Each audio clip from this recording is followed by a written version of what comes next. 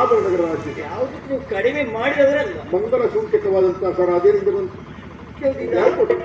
ಯಾಕೆ ಹಾಕೊಂಡೆ? ಎಲ್ಲಿತ್ತದು? ಅಪ್ಪ ಇದು ಬ್ರಾಹ್ಮಣ ಕೊಟ್ಟಿರುವಂತ ಆಯ್ತಲ್ವಾ? ನೀನ್ ಯಾಕೆ ಹಾಕೊಂಡಿದ್ದೀನಿ? ಇದನ್ನ ನಾನು ಕಟ್ಟಿಕೊಂಡಿದ್ದೆ ಹೋಗುವಂತಾದ್ರೆ ನನಗೆ ನಿಮಗೆ ಮಾತ್ರ ಅಲ್ಲ, ನಮ್ಮ ರಾಜ್ಯಕ್ಕೆ ಒಳಿತಕ್ಕನೆನ್ನುವಾಗಿ ಅವರು ಹೇಳಿದ್ದಾರೆ, ನಾನು ಕಟ್ಟಿಕೊಂಡಿದ್ದಾರೆ. ಅದಕ್ಕಾಗಿ ರಾಜ್ಯಕ್ಕೆ ನಾಡಿ ಒಳ್ಳೇದು. ಆ ಕಡೆ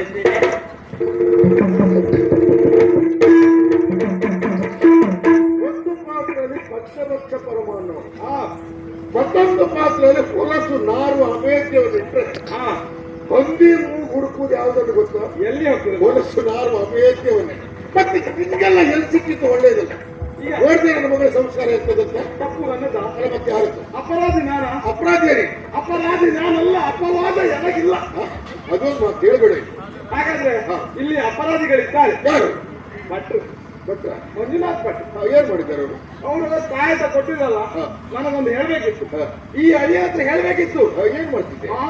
ರಾಜಕುಮಾರಿಗೆ ತಾಯತ ಕೊಡ್ತಾ ಇದ್ದೇವೆ, ಆಗ ಕಾರ್ಯಕ್ರಮ ನೋಡ್ಬೇಕಿತ್ತು, ವಿಜೃಂಭಣೆ. ಏನಾಗ್ತಿತ್ತು? ನೀ ಬೇರೆ ಅವ್ರು ಹೇಳಿಲ್ಲ. ಯಾಕೆ ಗೊತ್ತಾ? ಹಣದು ಭತ್ತವೂ ಅಲ್ಲ, ಹಣದ ಸುತ್ತಿಗೆ ಅಲ್ಲ, ಕನಕದ ಕಲ್ಲು ಮಣಿಯಲ್ಲ, ಕೊಣಜಿಗರೆಂದು ಗುಣವಂತರಲ್ಲ. ಏನು ಪ್ರಯೋಜನ ಅಂತ ನಿನ್ನ ಹತ್ರ ಹೇಳಿಲ್ಲ ಅಷ್ಟೇ. ಅದು ಮತ್ತವ್ರು ಸುದ್ದಿ ಹೇಳಿದ್ರೆ ಅವ್ರು ಹೋಗುವಾಗ ಅದ್ರೆಲ್ಲ ತಲೆಮಾರಿ ತೆಗೆದು ಹಾಕ್ತಾನೆ. ಆ ಮಾತನ್ನು ಹೇಳೋದಕ್ಕೆ ಹೋಗ್ಬೇಡ. ಹಾಗೆ ಮಾಡ್ಲಿಕ್ಕಿಲ್ಲ. ಈಗ ಅಲ್ಲ ಬಂತು, ನನ್ನ ಮಗಳ ವಿದ್ಯೆ ಬುದ್ಧಿ ಎಲ್ಲದ್ರ ಬಗ್ಗೆ ನನಗೆ ವಿಶ್ವಾಸ ಇದೆ. ಸರಿ, ನಾನೇ ಗಮನ ಹರಿಸುವುದಿಲ್ಲ. ನೀನಾಕೆ ನನ್ನ ಮಗಳ ಬಗ್ಗೆ ಗಮನ ಹರಿಸು? ಈಗ ನೇರ ವಿಷಯಕ್ಕೆ ಬಂದೆ. ಯಾಕೆ ಗೊತ್ತುಂಟ? ನಾಳೆಯ ದಿನ ನಿನ್ನ ಮಗಳನ್ನ ನನಗೆ ಮದುವೆ ಮಾಡಿಕೊಳ್ಳಿಕ್ಕಿದ್ದಿ. ಹೆಚ್ಚೇನು, ನನ್ನ ಈ ಕರಿ ಪಾದವನ್ನು ತೊಳೆದು ನೀನೇ ಹೇಳಿಕೊಂಡು ಬಹಳ ಸಂತಾಗಿ. ಯಾವುದು ಕರಿಯಲ್ಲ, ಹರಿ ಪಾದ. ಹರಿ ಅಂತ ಹೇಳಿದ್ರೆ ಕುದುರೆ ಅಂತೂ ಆಗ್ತದೆ, ಸಿಂಹ ಅಂತೂ ಆಗ್ತದೆ. ಇದ್ರಲ್ಲಿ ಯಾವುದನ್ನು ಆಯ್ಕೆ ಮಾಡಿ ವಿಷ್ಣು ಅಂತಲೇ ಆಗ್ತದೆ. ಅದು ಕಾಪಾಡುವ ಇದು ಉಂಟು, ಈಗ ಮಾಡುವುದಿಲ್ಲ ಅಷ್ಟೇ. ಇಲ್ಲಿನ ಸಂಪ್ರದಾಯ ಮಾಡ್ತಾ ನಿಮಗೆ ಗೊತ್ತು, ಮಾಡುವುದಿಲ್ಲ. ಕೆಲವೆಲ್ಲ ಬಿಟ್ಟಿದ್ದಾರೆ. ನಾವು ಪ್ರಾರಂಭ ಮಾಡು, ನನ್ನ ಕಾಲು ತೊಳಿ. ಆಮೇಲೆ ನಿನ್ನ ಮಗಳನ್ನ ನನಗೆ ಮದುವೆ ಮಾಡಿಕೊಡು. ನಿನ್ನ ಕನ್ಯಾ ಸರಗದ ನಾನು ಬೆಳೆಸಲಿಕ್ಕಿದ್ದೇನೆ. ಈ ಕಾರಣಕ್ಕಾಗಿ ನಿನ್ನ ಮಗಳ ಬಗ್ಗೆ ಸದಾ ಗಮನ ಹರಿಸ್ತಾ ಇದ್ದವು. ರಾತ್ರಿ ಕನಸು 4ನೇ ಜಾವದಲ್ಲಿ ಬಿದ್ದಾಗ ಕೆಲವೊಂದಷ್ಟು ನಿಜ ಆಗ್ತದೆ. ಹೌದು, ಹಗಲಿ ಕನಸು ನಿಜ ಆಗುವುದಿಲ್ಲ. ಯಾಕೆ ಮಾವ? ಯಾಕೆ ಹಗಲಿ ಕನಸು ನಿಜ ಕನಸು ಕಾಣ್ತಾ ಇದ್ದೇನೆ. ಹಗಲೆಲ್ಲ ನಿಜ ಮಾಡಿ ಲಕ್ಷ್ಮೀ ಸದೃಶರಾದಂತ ನನ್ನ ಮಗಳನ್ನು ಮದುವೆ ಆಗುದಕ್ಕೆ 100 ಮಂದಿ ಅರಸು ಮಕ್ಕಳು ಕಾತರಿಸುತ್ತಾ ಇದ್ದಾರೆ. ಯಾರಿಗೂ ಕೇಳುವ ಧೈರ್ಯ ಬರಲಿಲ್ಲ. ಧೈರ್ಯ ಯಾಕಿಲ್ಲ? ಇಲ್ಲಿ ಅಳಿಯ ಇದ್ದೇನಲ್ಲ. ನಿನ್ನ ಬಗ್ಗೆ ಅಲ್ಲ, ಧೀಮಂತ ನಾಯಕರಾದಂತ ನಮ್ಮ ಮಹಾರಾಜರನ್ನು ಹೇಗೆ ಕೇಳುವುದು ಅಂತ. ಸಂದರ್ಭ ಬದಲಾಗುವ ಸಿಕ್ಕಿ ಬೆಳ್ತಾರೆ. ತಂಗಿ ಮಗ ನೀವತ್ತು ಕೊಡುದಿಲ್ಲ ಅಂತ ಹೇಳಬೇಡ.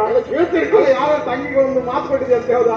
ಸಾಯುವ ಸಂದರ್ಭದಲ್ಲಿ ನಿನ್ನ ಸಿಕ್ಕಿ ಬೀಳ್ತೇವೆ ನಾನು. ಹೌದಾ? ಇದು ನನಗೆ ಕೆಲಸ. ನಾನೀಗ ಸಾಯುವ ಸಂದರ್ಭದಲ್ಲಿ ನನ್ನ ಅಮ್ಮ ನಿನ್ನ ತಂಗಿಗೆ ಮಾತು ಕೊಟ್ಟಿದೆ ಅಂತ ಮಗಳನ್ನ ಕೊಟ್ಟು ನನಗ ಸಿಂಹದ ಕೂಸು ಜ್ವಾನದ ಮರಿಯನ್ನು ಹಡಬೇಕು ಅಂತ ಹೇಳಿಲ್ಲ.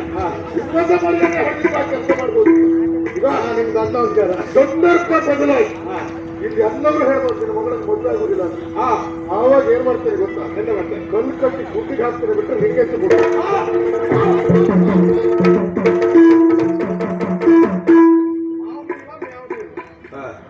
ಅಬ್ಬಾ ಇವನ ಸೊಕ್ಕೆ. ಇಷ್ಟದವರೆಗೆ ನಾವು ಪ್ರಭು ಸ್ವಭಾವದಲ್ಲಿದ್ದದ್ದು.